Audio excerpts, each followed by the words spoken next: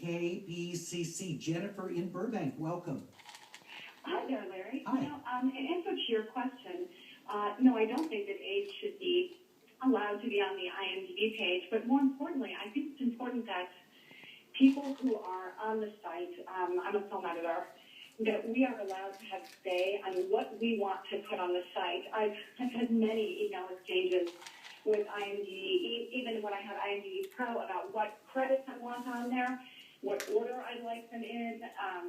For a long time, I had my assistant credits showing first, so I could only be hired, quote unquote, as an assistant because the editor credits were listed below, because their system of organizing credits is really, it's just not very fluid and it doesn't work very well. So I wish that we would have more say on what we could put up there, because unfortunately that is the industry standard. It's where everybody looks. Sure. Well, but looking at this from IMDb's perspective, I'm sure they want to have standardization. If they're the go-to reference source, that they have their particular formula, and that if everybody could customize it, then for the user would make it more difficult necessarily to find things. So I hear what you're saying, but I also understand their perspective on that. I do, and I do agree. I do agree there should be some standardization. And I guess if my IMDb page truly reflected my job, then I would be okay with it. But it doesn't. The information isn't even correct. And I guess my base point is, I think they should list jobs chronologically, and they don't.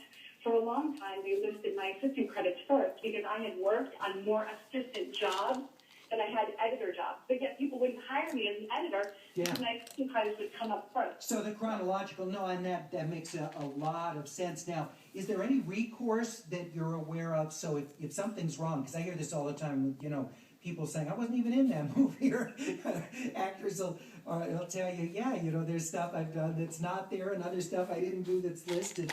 I mean, is there a good way to be able to correct?